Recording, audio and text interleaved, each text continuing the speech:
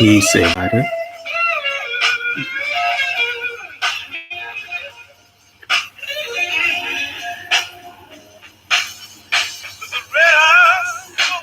The baby.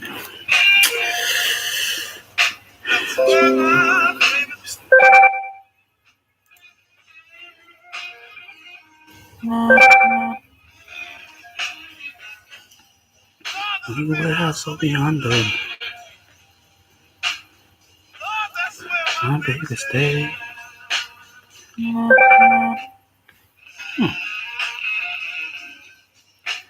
Well, welcome everybody to Movie Innerstandings. I'm Brother Low. You know what I'm talking about.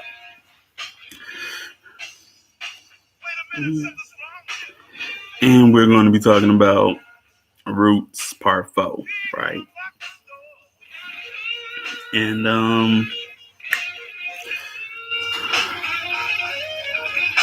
already, peace, brother Zach. Peace, Chief. Thank you. I had to play one of your favorite artists, Had to play that Jimmy this time. But one of my favorite songs from Jimmy,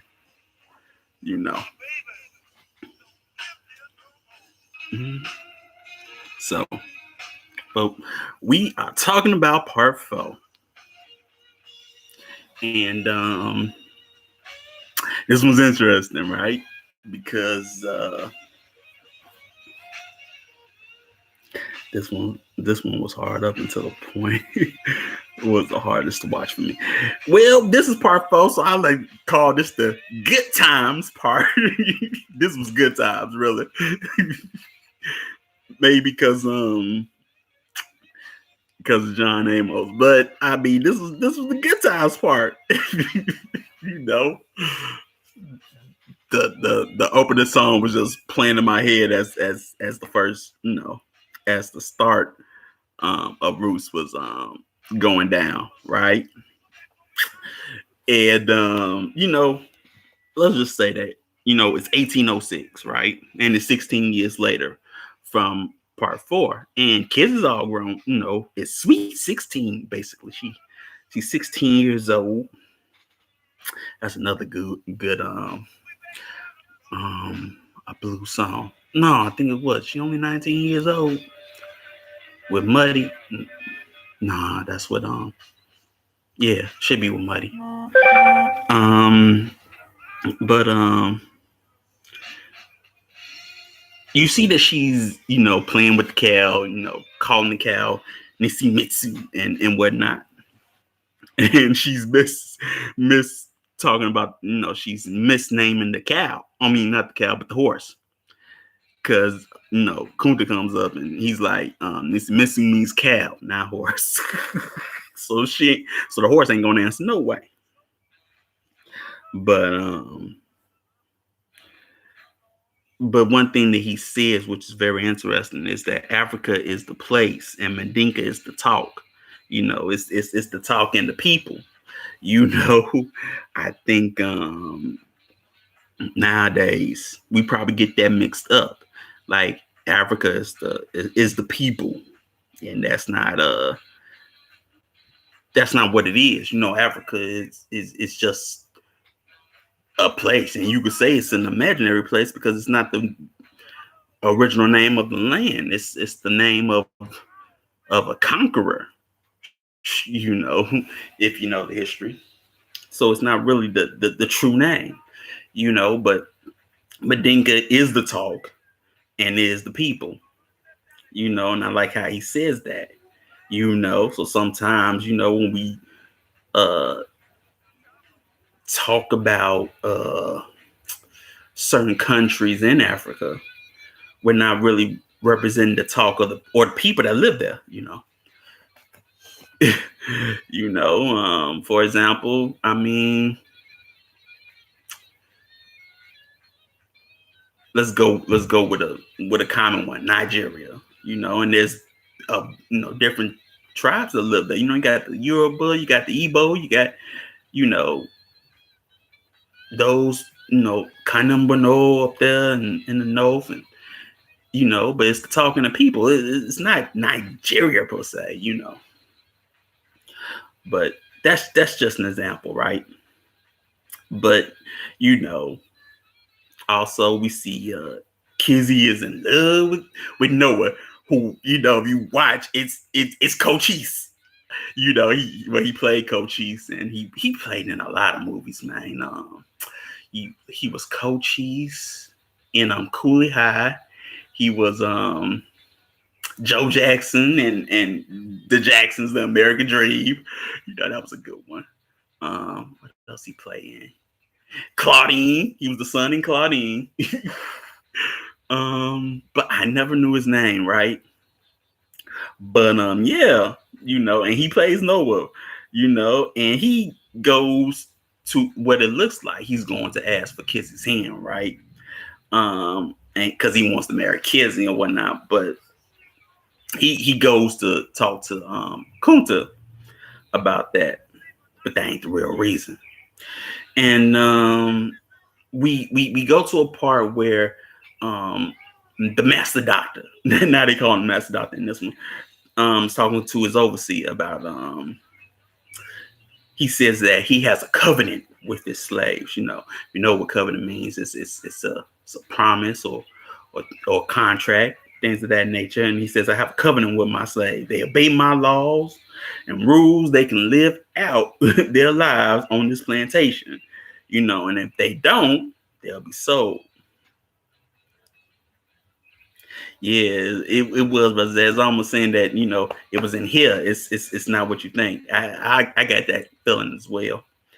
But I like how you said that, because he said that as if he was not only the master of the plantation, but it was like he's a godlike figure, which that could be in the manual. Not only must your master. Not only must you be the master of the plantation, but you also must be like God to to your slaves, so you can put the fear of God in them. But Kunta, I like the next scene because Kunta is talking to Belle, and she don't like Kizzy running off with Noah, and like it's just not right, And then you understand why he doesn't like it, because he said he got to look at the Wolof people, and then already that Mandinka don't get along with the Wolof, and like I say before, he could tell who people were from different tribes on that plantation, even if they didn't know, but he don't tell them. But he had to look at the Wolof people up Noah do. And Bill's like, I don't see nothing wrong with it. That's why I call this the good times episode. Probably for this part. Yeah. He did say the only good thing about the Wolof is if you don't say nothing but good morning, it was something. They don't say much. Something about the Wolof, they don't talk much. They keep off to themselves, which was interesting in itself. And one thing they're talking about because Kizzy comes in, and then they talk about Miss N, which is Miss N, and they just say Miss N, but her name is Ann Reynolds, right? And that actress also played in Mandingo. If you've never seen it, that's another one. That's sort of hard to watch. Mandingo is hard to watch, at certain spots. I'll tell you that right now. But I didn't watch Mandingo till I was way older. Like I watched it for the first time in my life, like a year ago. I was like, whoa, ain't that it did what I saw. I was like, ain't that same chick that worked in that was in Roots? It's like, whoa.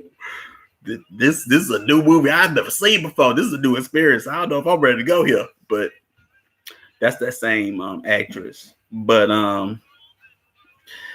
you see John Amos being, basically James Evans, Okay, that was Sandy Duncan. Got you. Thanks, G. And as he's talking, with Bill, Kizzy says to Bob, right? Which is basically a name that you call white folks in that in Mandinka talk, right? And she says to Bob, and Bill's like, "Don't you say that," She's worried that that Kizzy be Will, and she's like, "I don't call white folks two Bobs. I just call them white folks." Kizzy is very bubbly and jovial, in the start of this episode, and she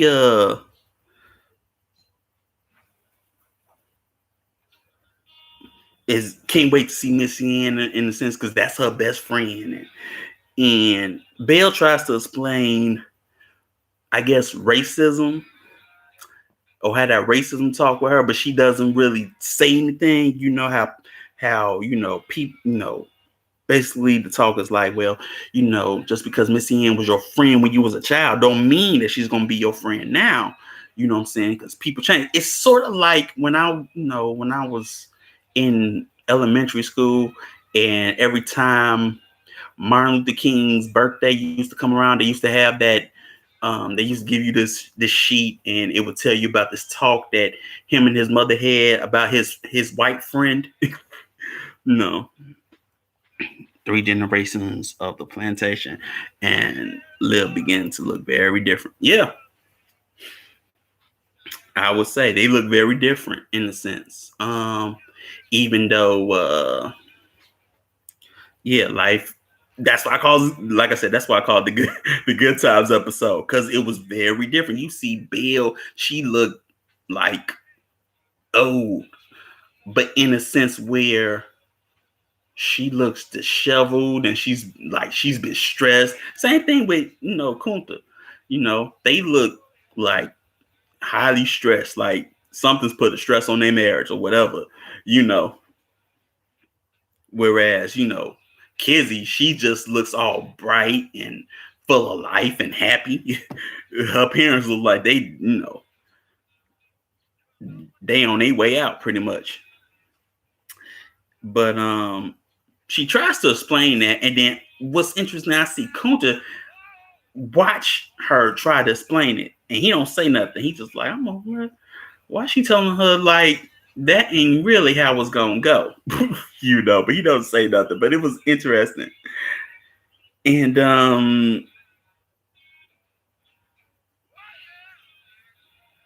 Missy Ann comes back to the plantation, and this was very interesting. She sees Kizzy and she says, "You're not my melanin dominant baby no more." That ain't what she really says, but I'm not about to say it. But basically what she's saying is that, when Kizzy was a baby, she used to treat her like she was a doll, a black baby doll to her. That's another sign of racism in a sense that was passed on to a little child. But she says that, and Noah goes to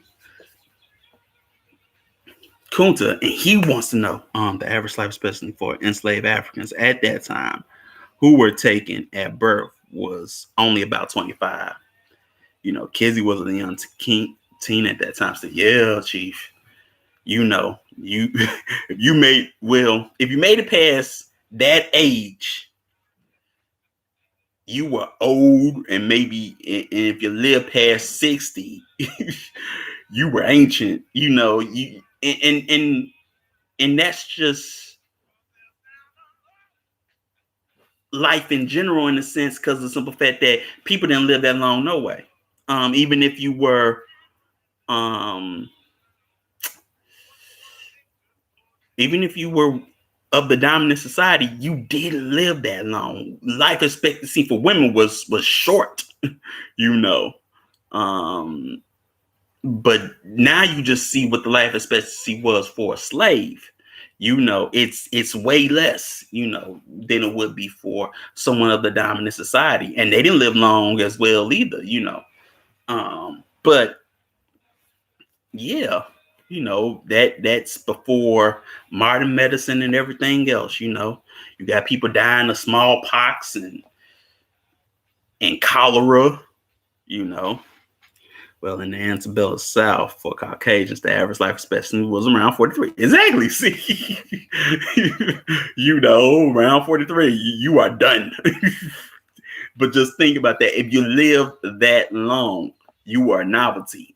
You know, you live longer than that, you were a novelty. Man, you was like a thing in the museum. How you live that long? You know. But Noah goes to Kunta because he wants to know how to escape. You know, he feel like the old man got some knowledge about it. You know, because everybody, that's what everybody known for him running, right? And you know, he wants to know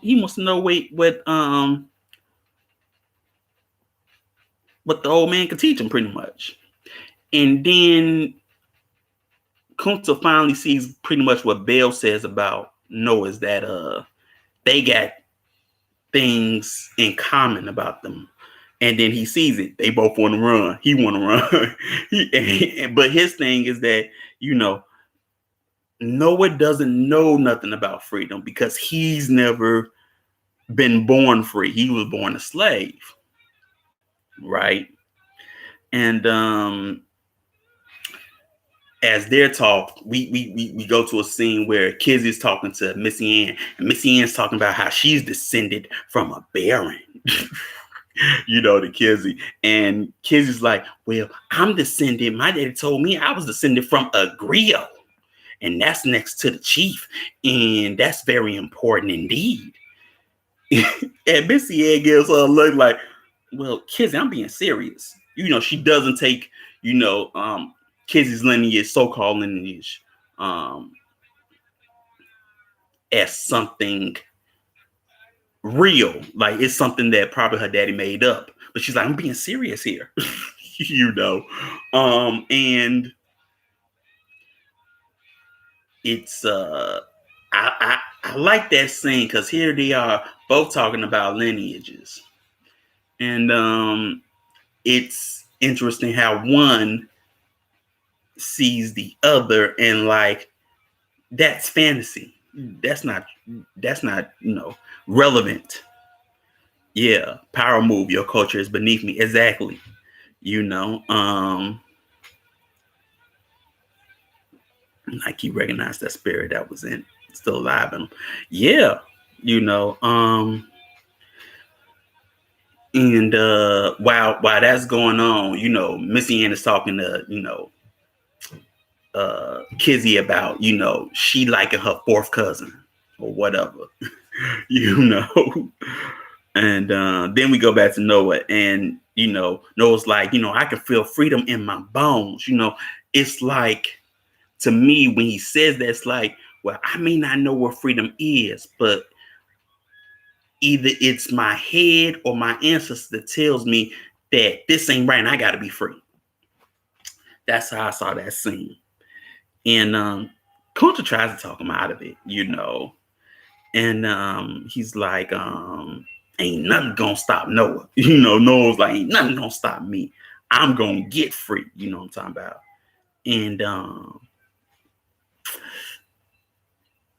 that's when you see basically Kunta recognizes, you know, that there's a part of himself in Noah, and he's like, well, I'm a mentor Noah in that scene. If you guys, that's what he was saying, you know.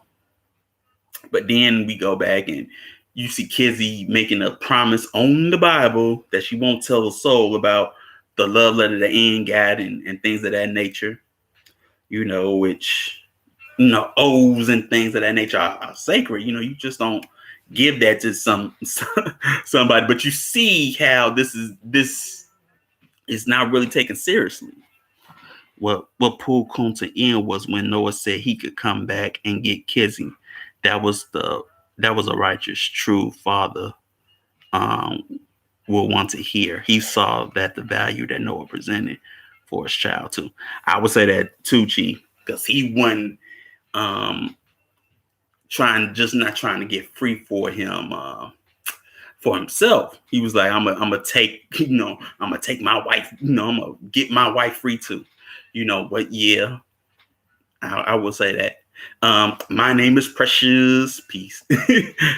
um, yeah, it was bigger than just marriage, and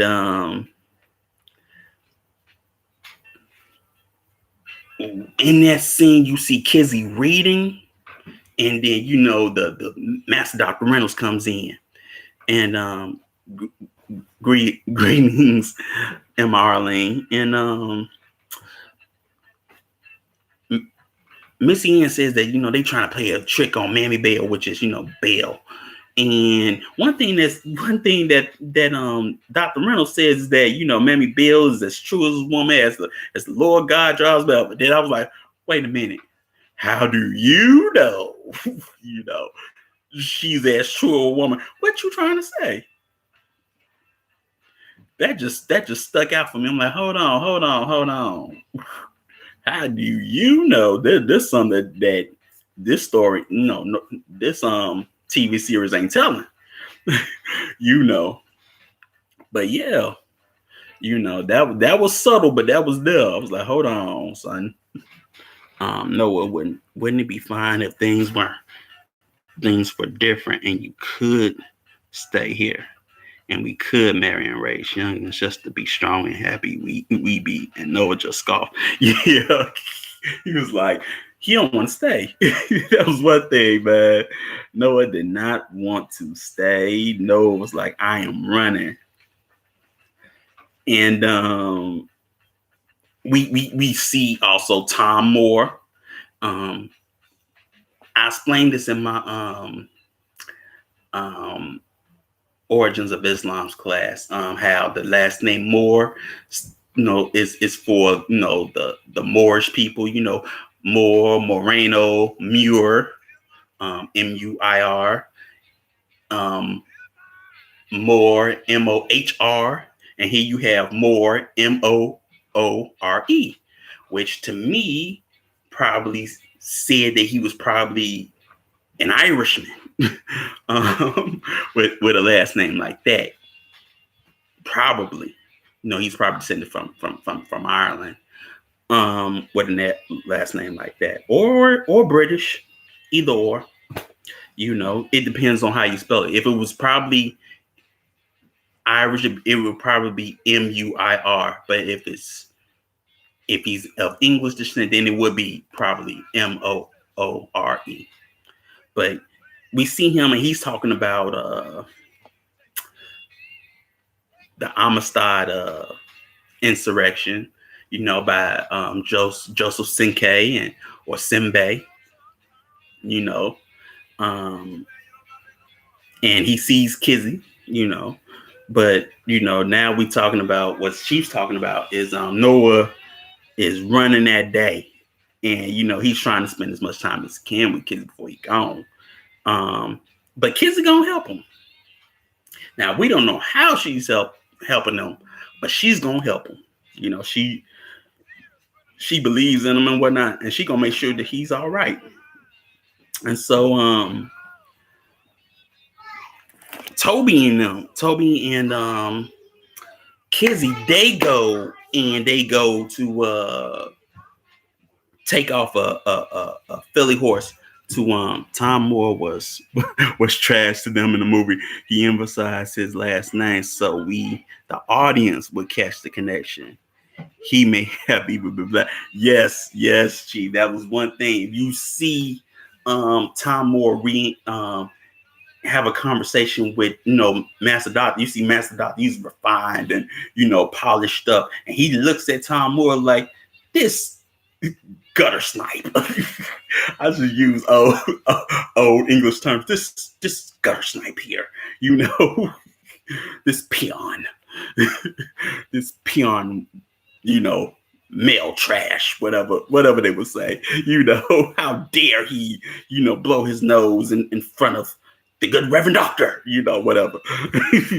But yeah, but Kizzy and her father are going to drop off a horse to the Reynolds plantation, the main Reynolds plantation, John Reynolds plantation, for missing in. And they get stopped by a slave patrol, a slave catching patrol. And what you see about the slave catching patrol is they were thieving slaves that were already owned.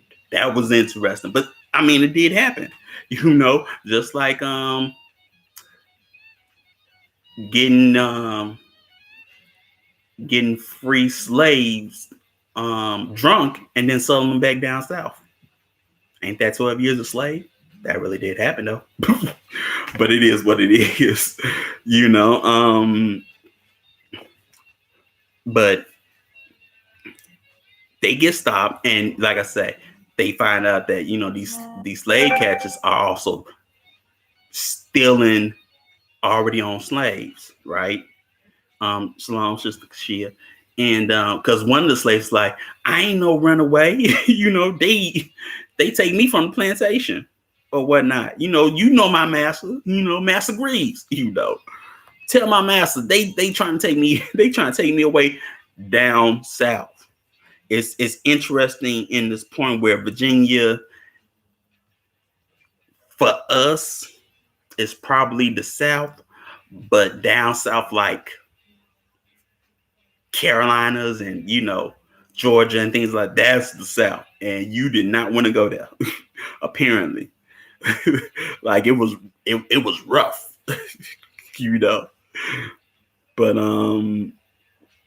after that, we see Ian talking to Kizzy about her becoming her slave, and she was like, and one thing I like how she said was that yeah, it was still rough, but they'll probably say that in places like Virginia or Maryland or Massachusetts or whatever, that these were civilized, civilized whites didn't act like that. Where in the South it was probably barbarian. Do you see what they do to these slaves? We don't do that now. We're not like them. We're not like those colonials of Georgia, or South Carolina. Oh no, we're sophisticated, or whatever, or Louisiana, or Mississippi for that matter. Yeah, just as they had horse thieves out west, there were body snatchers out east who later became the patrols, paddy rollers, and police force, property thieves. Yes, Chief. I wanted to talk about, the paddy rollers because I know them as the paddy rollers. But you understand why they call them paddy rollers, because they stole. They were body snatchers, but they were also patrolmen, and that's how you get your policy agents and things of that nature. That's how it sort of evolved. And then you can also say it evolved as well from, like, I guess you say, like the Pinkerton's agency and things of that nature. And that's a whole nother story. In a sense, when it comes to horse thieves and being out west, would it be safe to say that Annabelle's he called her Annabelle's mental stability was built on controlling her friend?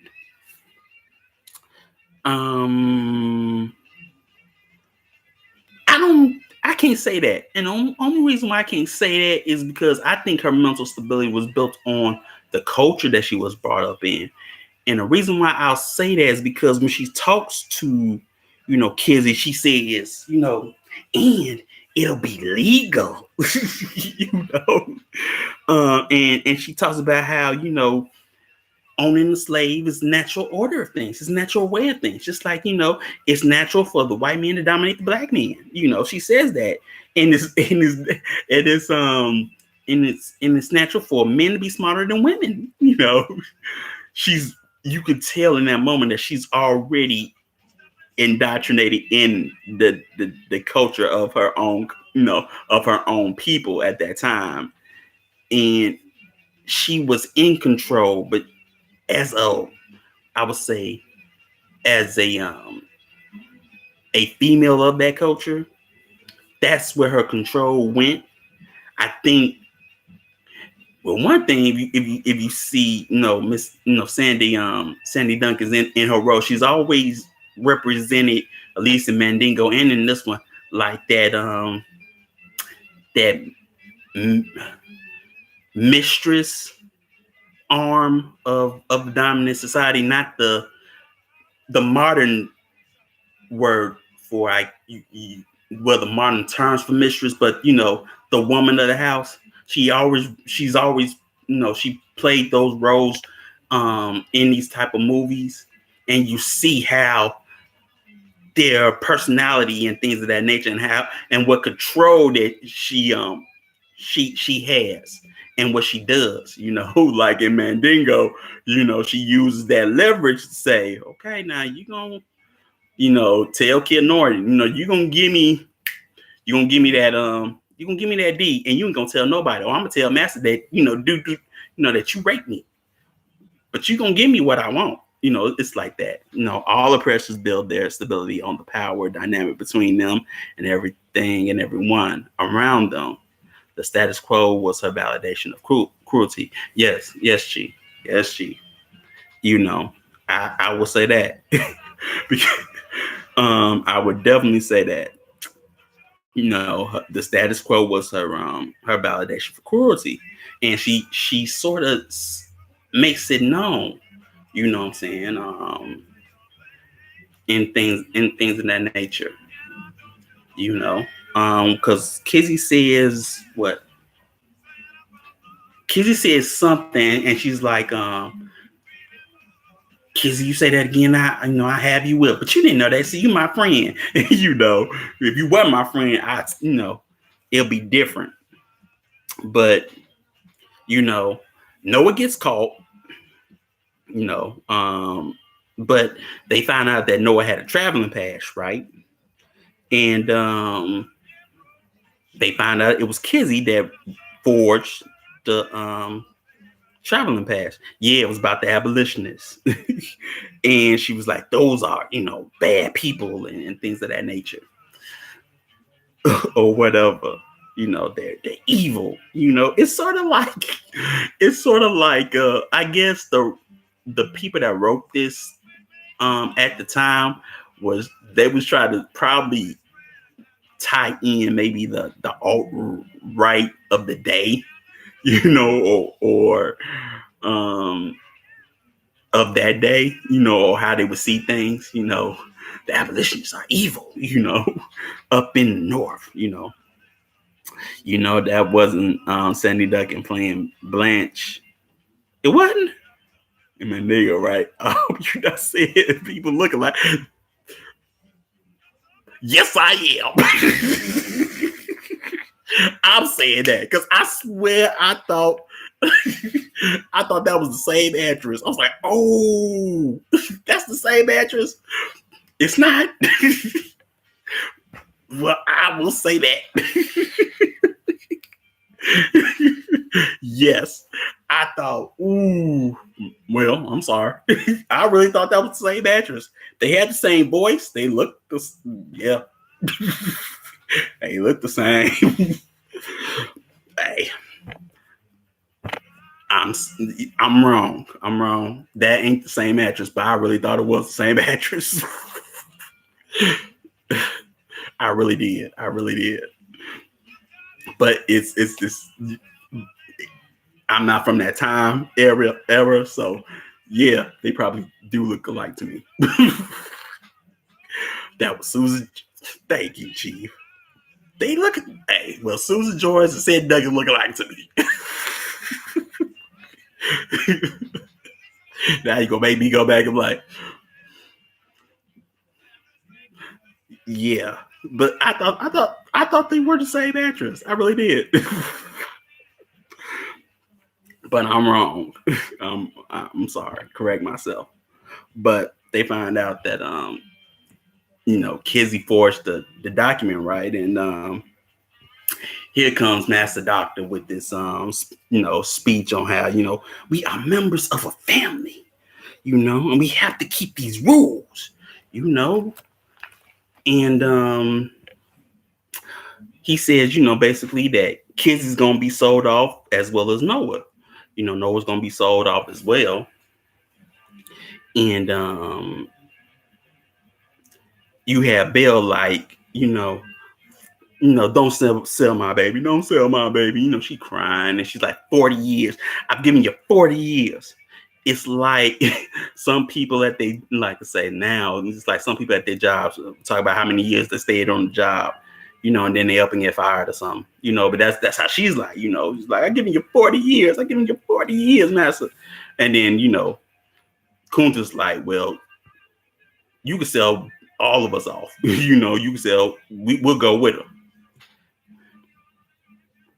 Oh, Sandy Duncan was like an American sweetheart back in the day. She played Peter Pan. Huh. Interesting how Master Reynolds was Mr. Brady. Yes, for the Brady Bunch. Kids Arrested Message in casting. Yeah, because he did have that mental, because okay, I didn't watch the Brady Bunch, but he does have that father, like give you that talk before you get in trouble and things of that nature. Yeah, he is the guy from the Brady Bunch, but I never seen it. But I do know, yeah. But I didn't know she played Peter Pan. But then again, I never seen Peter Pan neither. But I do know the movie. I do know the movie. And I do know the movie where, there was a female actress that played Peter Pan, but I never really seen the movie. I just saw a clip or so as a, kid or something. But yeah, that's interesting. Interesting casting. Interesting casting as well.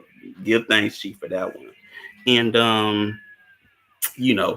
we see that Kizzy's being sold off, and she begs Missy Ann to help her out, because Missy Ann said, I'll protect you. And what Missy Ann do, she was like, man, she just as dumb as all the rest of them, and, and whatnot. Difference of men. Kunta just stood there. Fast forward to Tom, I think, and he was begging like Kizzy's mother. Oh, you must mean grandson Tom. That's probably who you're talking about. You must mean grandson Tom. Okay, that's further along the path. But we'll get there. But after that, we see, Kunta does a Mandinkum ritual, take the dirt of a person's footprints, and he's like, if you hold on to that, the dirt from a person's footprints, they'll come back again. And here come Belle criticizing her, and she's like you named her kids so she could stay put, but that child is gone forever, and then he lets go of the dirt, what I'm saying, and then we see Kizzy get beat and raped by Tom Moore, and then one of the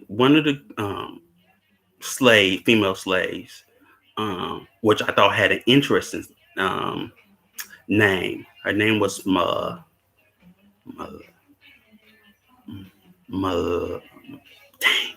now I forget it. It was Malawi. I think it was Malawia. She had a very interesting name, though, And she said she basically confirms that basically Tom, like,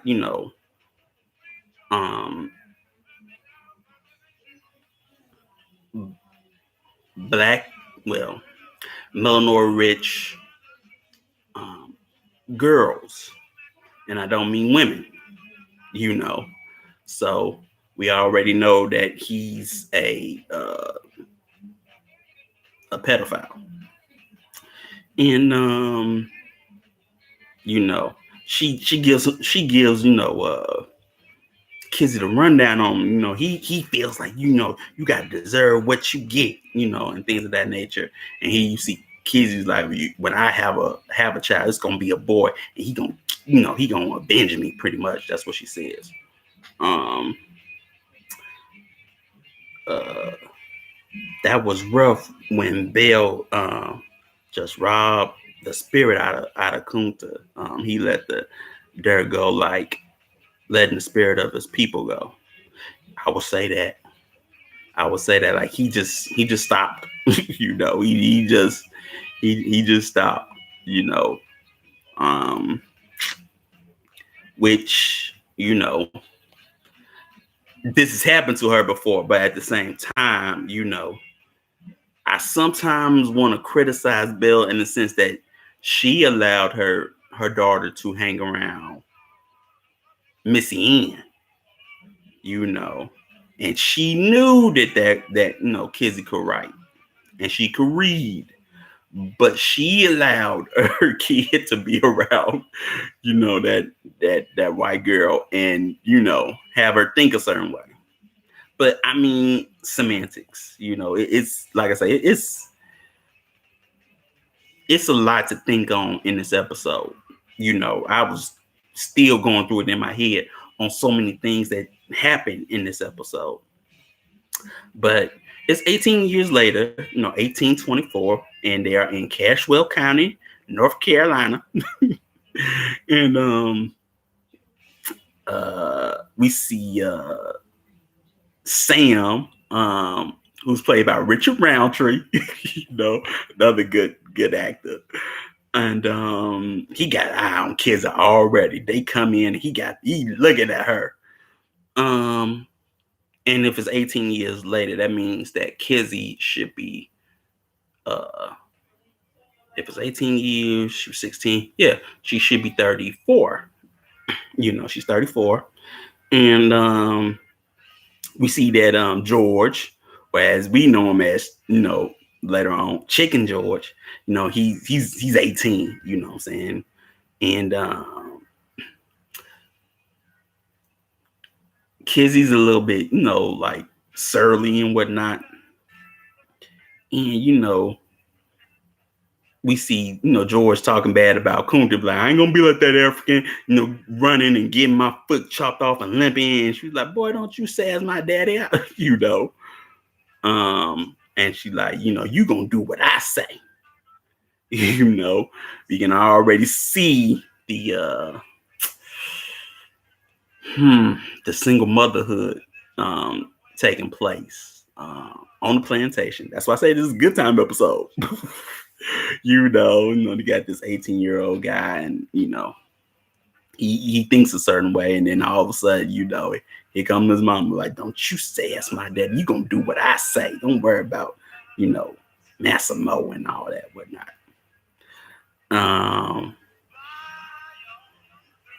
And we meet Matilda, who later on will be basically Chicken George's wife, but he, George is very playful and silly and always making jokes. Like they had, I guess, Sunday morning service, if you will, for slaves, and he's making jokes, on Preach It. We know it because some of us have done it before. And he got all the girls laughing and giggling and whatnot, and Matilda's like, you would not make fun of my daddy, George Moe. And here we also see Sam basically talk to Kizzy, and she's not giving him the time of day, pretty much. She got that I guess you would say, that negative vibe, that negative energy vibe. She's like, I don't want nothing you got. She turns up her nose at him and whatnot. But would you say if one can learn to be smart, that one can learn to be dumb? Yeah, I will say that, bro. Zach, that sounds like the law of correspondence in a sense. If you can be smart, you can be dumb. You can progress and you can regress. That can happen. Um, which a stark difference from episode one, where Kunta told his mother not to speak to him like that because he was a man now. Fast forward to episode four, the woman was saying whatever they wanted. Yeah, see, good times episode. we are already seeing because we're going to see the craziness. The craziness is already like one generation crazy, but that's all it took. Similar how Bell pleaded with Massa, but got angry with Kunta when he lost his daughter. Um, Kizzy bends to Tom more. It is acidic towards every male, even her son. Yeah, and I would say that, and I know what you're talking about, Chief, because when Sam is talking to kids and he's talking about George and Tom Moore being his dad and whatnot, you can see there is a acidity to that because Sam's basically asking her, well, do your son live with you? And she's like, my son lives, with the only thing he likes, something like that, his chickens. And you can see the look that she gives, like she thinks her son is a fool. At least to me, she just gives that look of disapproval. But P system auction. And Sam basically gets his foot in the door, so to speak, with Kizzy. He shoots his shot, and he's like, but he also says, if you turn me down, I'm not gonna keep on come around, um, calling on you. But she leaves the door open for him, and she's like, "Ain't you coming?" And he gets right in there, and we see George. He's talking with Matilda about chickens and whatnot, and how how their nature is. And Matilda's like, what? I ain't gonna live like no critter, and I ain't gonna be treated like no critter, you know. And then, which was interesting. But then we see after Kizzy and Sam,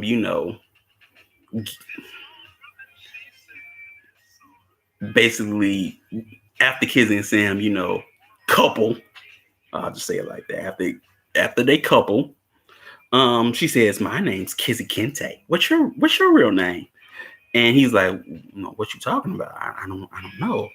You know, which and then she talks about basically her folks, and she talks about Noah. Um, nah, she don't talk about that in this scene. But she writes out Sam's name, and he's like, "Man, don't do that," But he says, "My master don't like that," and he says, "Well, I don't, I don't tell you that because I don't want nothing, harm to happen to you, you know." But she knows how to read and write, and Sam, after they all hugged up and whatnot, Sam tells her to fetch him some water.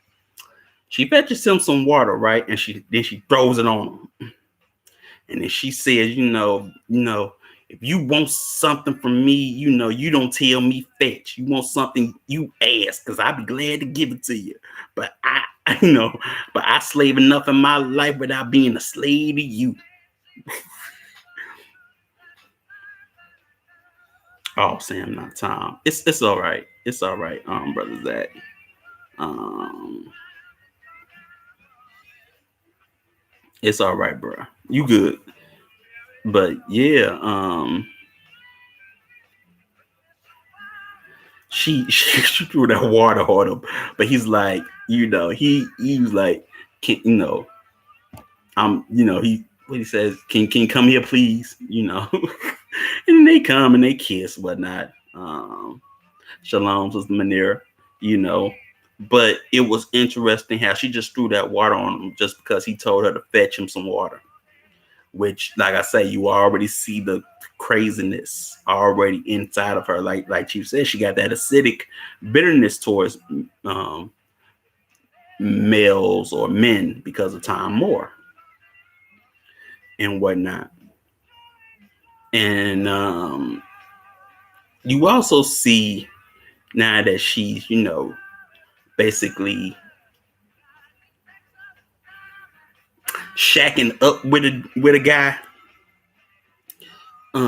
George is talking to Kizzy like, like he got an Oedipus complex, like you can't be with that man, mama. It's very, very baby boy. You can't be with that man, mama.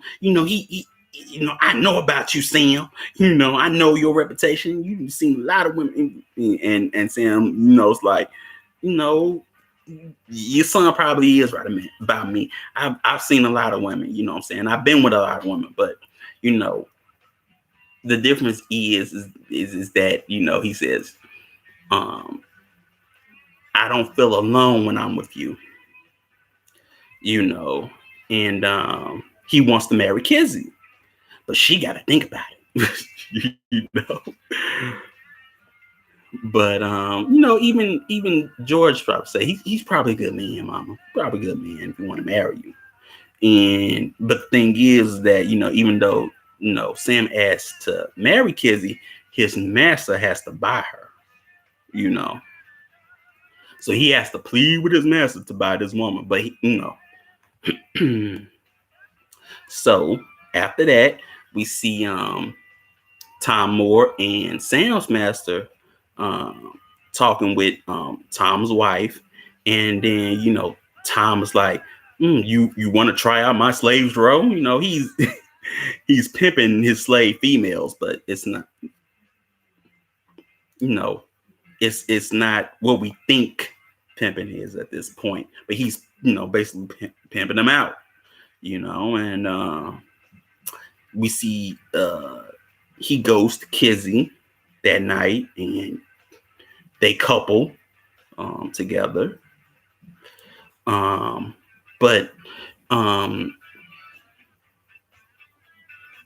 Kizzy asked Sam to take her to go to the Reynolds plantation to see if her folks are still there, right? And we find out, when she gets there, that Belle's been sold away and Kunta's dead, and he died 2 years ago. And the old guy that was there that told Kizzy about her father. He said that once her mother was sold off, the life just faded out of him. Shalom, sister, quick, you good, just faded out of him. Yeah, Sam was institutionalized warrior spirit, completely sucked out of him. Yeah, I would say that. He was institutionalized, but he was like, he didn't have, like I said, he didn't have that knowledge of self, like apparently Kizzy had, but but she scrapes off the name Toby and puts Kunta Kinte on his tombstone, well, wooden tombstone, but she vows that basically her bloodline that will be free, right? And they get back to the Moore plantation after sundown, and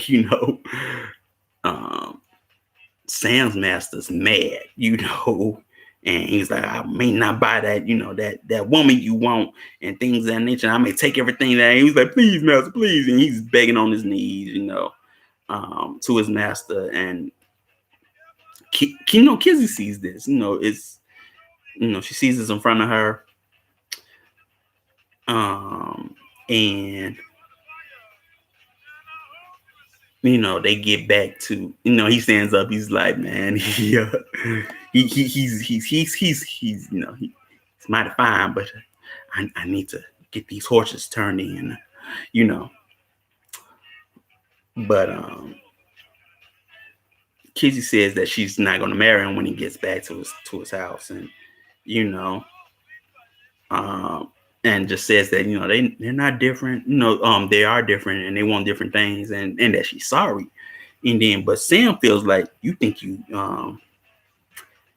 better than me. You know what I'm talking about? What you say is that is like it says, not no way, and I'm paraphrasing. A man with nothing righteous to teach his woman leaves her to her lower faculty of self. Yeah, I agree. I agree with that. But like you say, he think, oh, you think you better than me. You know what I'm saying? And he's like, man, you think I don't know that Massimo was in here last night? And he's like, you knew? I'm like, yeah, I knew. And she's like, well, what why you didn't say anything? What's there to say? And she was like, you could have cared, Sam. You could have cared. The master can touch my body, but not my spirit. And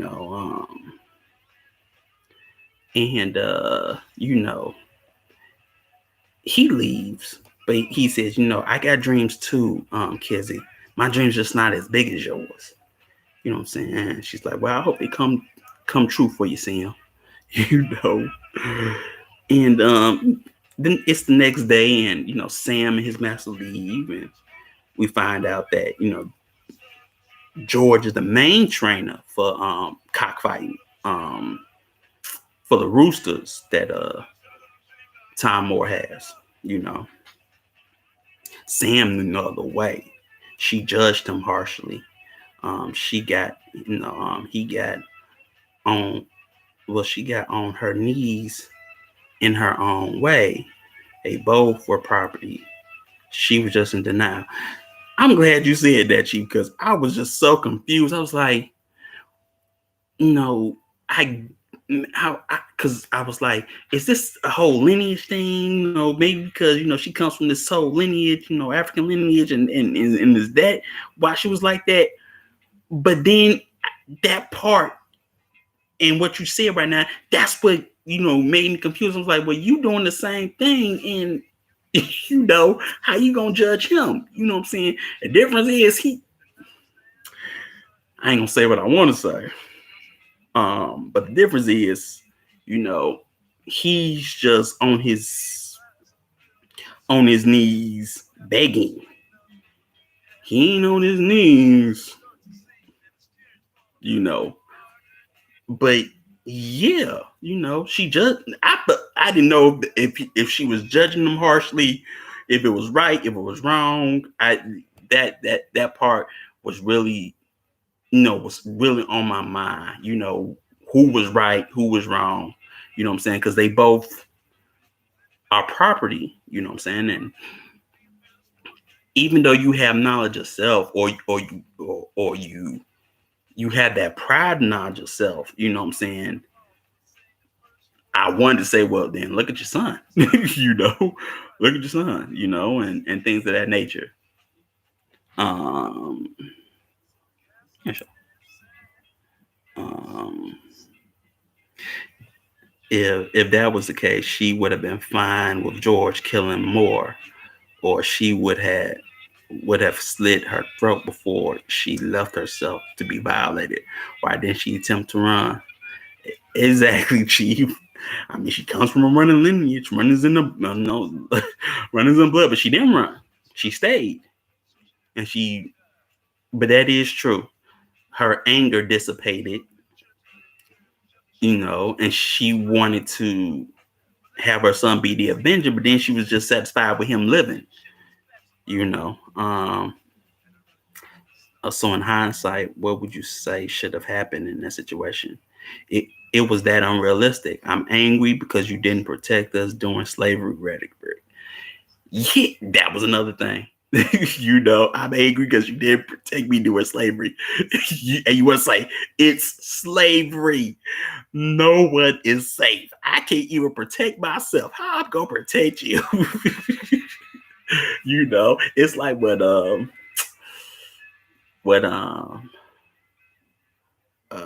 Baba Neely Fuller, he would say, we're all prisoners in the prison, and you want the prisoners to protect you in the prison, but we're in prison. You see the failure of that, how illogical that is. It's the same thing. We're all in the prison, and you're mad that I didn't protect you, and we're both prisoners. The failure of that logic. If I can protect myself and I'm in prison with you, how can I protect you and we're both in prison? It's crazy. But yeah, what should have happened in that scene, in that situation,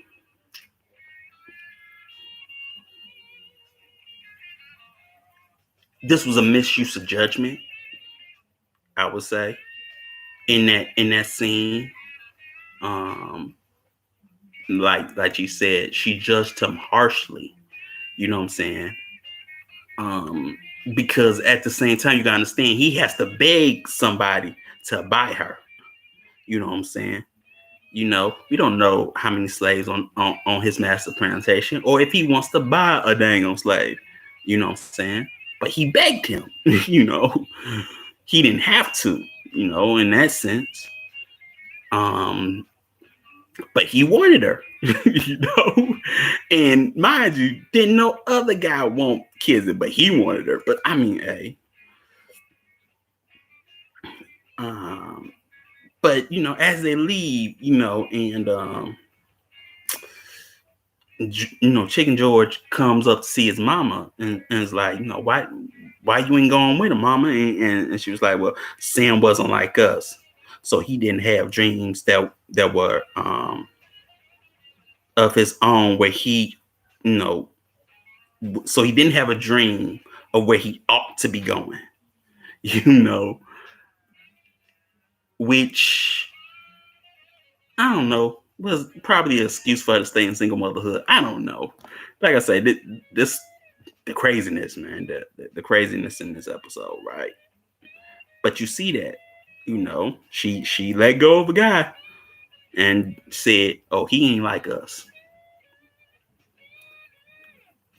How do you know? I mean, it's not like with Kunta, he can tell who was basically Mandinka and who was Wolof or who was Fulani. You can't even tell who is like us. You know what I'm saying? And what do you mean by that?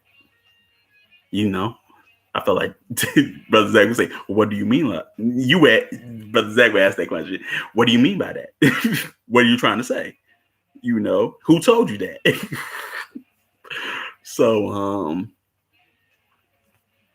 she says that as they're gone away, and George is like, I'm the head trainer for Master Tom Moore, and he's all happy. He got himself a new bowler. He got an old bowler from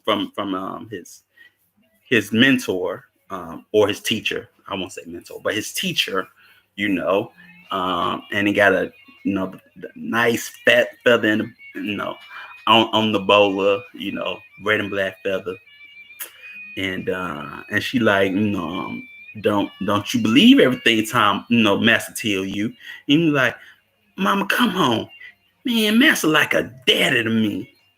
And we all know, that is his, his real father. But that's the end. That line sounded like he had no vision, but I wondered, how could he? Exactly. Precious.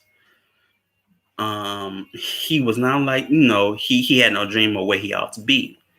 Well, if you've been institutionalized, like Sam was, what dream could you have besides what's been placed in front of you? You know,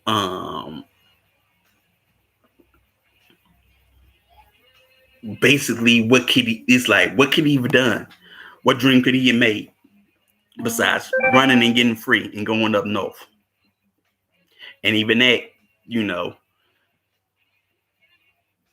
comes with peril. That comes with danger. And it's not guaranteed you're going to succeed. But what other dream could he have had? you know, what other dream could he have had as a slave? What other dream could he have had besides, you know, probably doing what Philly did and say, man, I got pine wood flows, and nice good cotton linen, clothes. So what would you say that the standard of manhood should have been at that time? Ugh.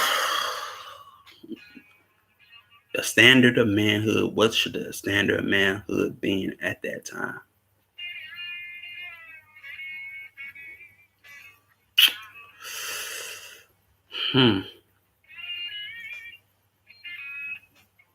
What's the standard of manhood for an enslaved person in the time of antebellum slavery? I can't comment on it. It's like commenting. I can't comment on it, Brother Zach, just because of some fact. It's like, when we were talking about Kunta and Chief said, you have to look at it from his perspective. He's a first generation, slave. You know, bless love to you, Baba Cruz. So I can't tell you what the standard of manhood should be for a slave because he's a slave. How can I, it's like, how can I give a standard of manhood for an enslaved person? That's one been bred to not have a culture. You know what I'm saying? The culture's been beat out of them. How can I comment on something like that? It's like, it's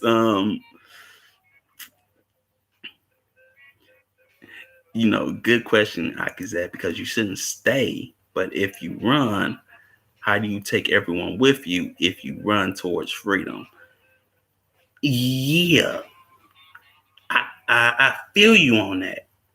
The thing is it's a question you ask from the, but you're standing on the outside. It's like judging.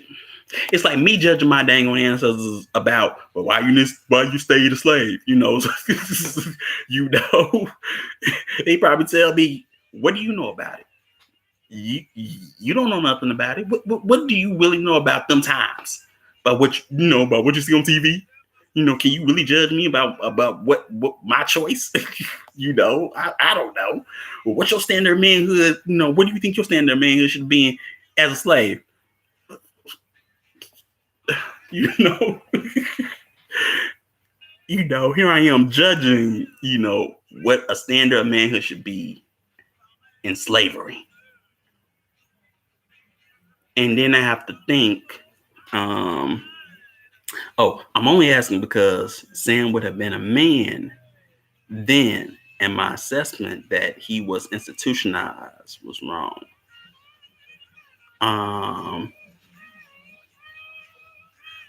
There can be no standard manhood when you are moved from your own culture, right, Chief? And my assessment that he was institutionalized was wrong. Was it? I mean,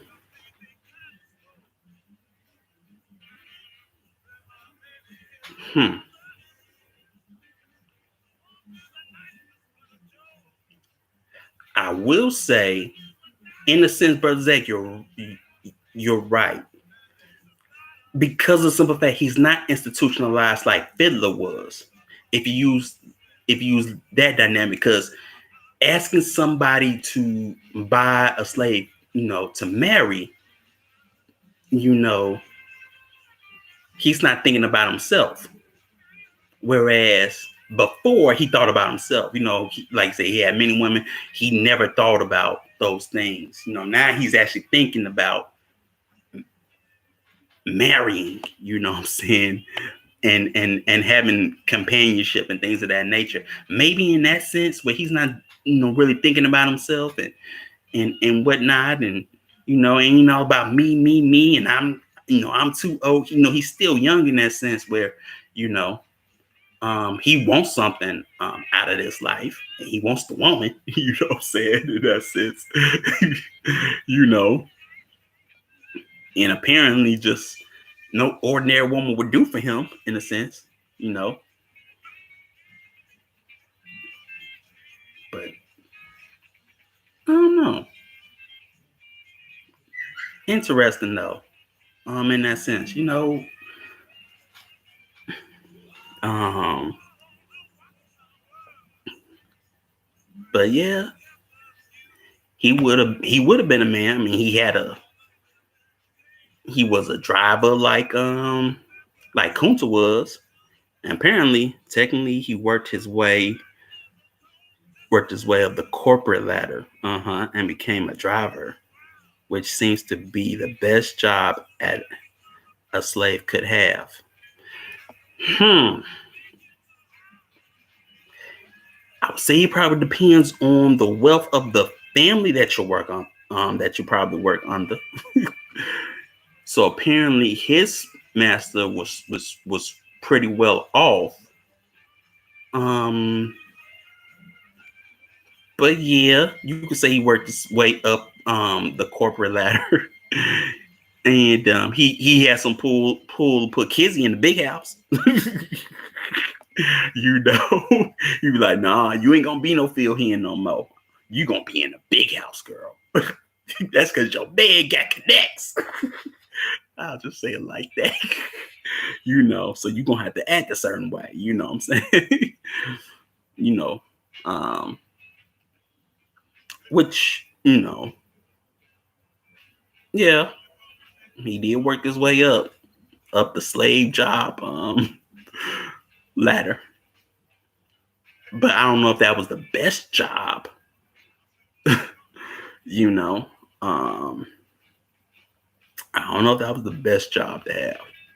Probably the best job, the best job to have is the one probably where you didn't intermingle with the dominant society or the people in the dominant society.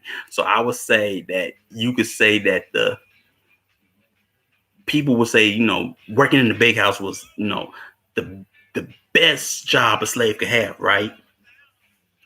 But I would probably disagree because of the simple fact. Oh, even Kunta wouldn't be clear on manhood being taken at 15. Imagine the amount of missing teachings. Here Kizzy wasn't even 40. No elders, no active legacy, no original spirituality or language. As a driver, he was getting renowned opportunity. I would say that, Chief, because one thing that puzzled me was Kizzy wasn't a Muslim, but her daddy was. You know, the only standard of adulthood would be based around the ability to survive. Yeah. Who he would qualify Sam as a man. Right. If you were able to survive past 25, yeah, you were special. But I don't like I said, the best job, it probably wouldn't have been working in the big house, because like I said, you would have so much interaction with the you know uh, master and his family, and you'll probably see cultural craziness that will probably shock the mess out of you, and you will be like, I got to get out of here, because sometimes it's said that um those that worked in the big house, or worked in the master house, they were the ones that really ran away. They were the most that ran away. But it depends. Adulthood says to me that one would be responsible, if I'm reading that correctly. Yeah, I guess one would be responsible. Um, or responsible for others, probably. But yeah, you know, um, it's just like I said. This episode was interesting, because here you have Kizzy who talks about lineage, but I don't think she kept the tenets of being a Muslim or a Muslim woman, like her father did.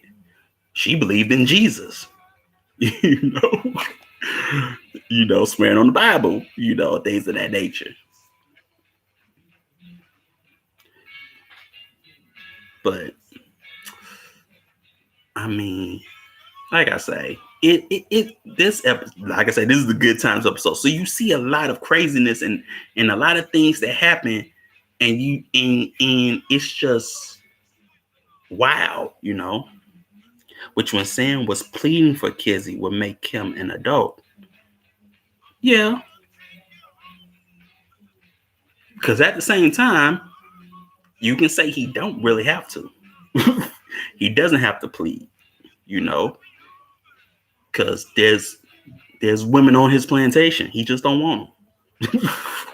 you know, there's women on his plantation, and there's other slaves on other female slaves on plantation that he could ask for, but he doesn't. He want to ask for kids. And mind you,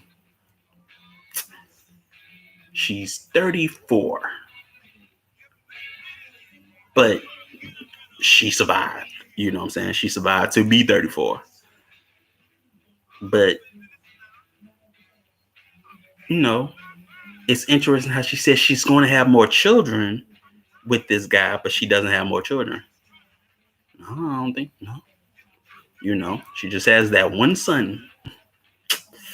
Yeah, she doesn't try to feather the line anymore, you know, which, like I say, interesting. But we going to get back to that in part 5, because we halfway there. Now we in part 5, and we gonna talk about George, and then his revolution, pretty much, and what he goes through. Being a cockfighter, or a trainer of roosters. That cockfight. Sort of like being a pit bull trainer or whatever. But it's interesting, you know, because you know George has a way of talking to the roosters, and whatnot. Oh, could that be because she talks like her mother, saying things can get ripped from her? So she only had one child. I don't know. Um, because you don't know what her mother probably has said about those other children, or if she tried to look for them, or anything like that. you know, or try to get, like, Kizzy tries to get word of, if through Sam, if he's been to the Reynolds plantation and seen, her father, because he's a driver as well. So you would think, they probably, you probably done seen, an African guy from the Reynolds plantation, African black man from the Reynolds plantation that limps. You can't miss a beat. But he's like, I've probably been there, maybe once or twice, but I don't remember. So I can't speak on if it was that, or her her sickness. It could have been her sickness. Why she didn't have no more kids. You know, probably no man was good enough for her. Who knows? I don't know. I can't. I can't talk about these things. I guess you know, but you never know. But like I say, part five's coming up. We gonna get into Ben Vereen, and his character. You know, probably she seemed to be hardened by life, which is why she said she was prideful.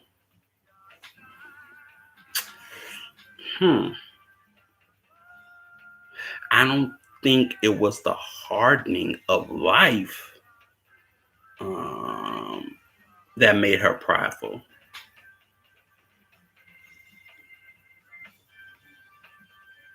Yeah, like an uncoupled will. I don't think it was that because she already knew, like she was prideful before she was hardened. She was like we see in the beginning of the episode. She's talking about how she's descended from a griot, and things of that nature. But it's the hardening that probably made her arrogant. It will probably say that, it was the hardening of her arrogance, not her prideful. Whereas she knew who she was, therefore, she had pride about being, of that lineage. She probably was arrogant, you know. That probably made her arrogant and egotistical. But, it is what it is. We just going along for the ride. We really just going along for the ride. If she was, she was. No, it's just a character. It's just a character. Just a character in a TV show. It is what it is. But join us next time on another episode of Good Times. Look, we are in the Good Times portion of Roots because this is not going in. We just pretty much switching up characters.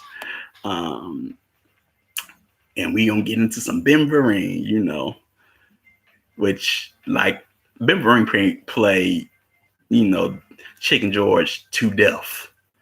He played Chicken George to death. And good character, good character. From I would say, from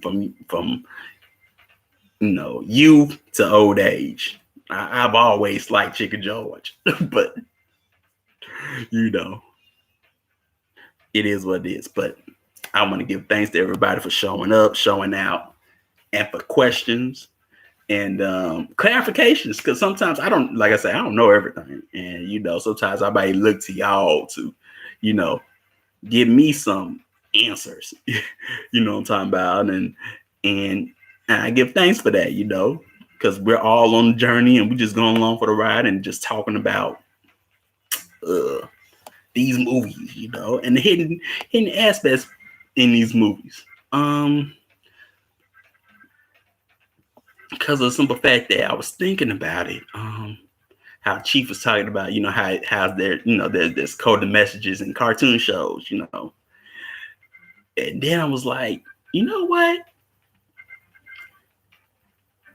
Check out some Asian cartoon shows and see what sticks out to you.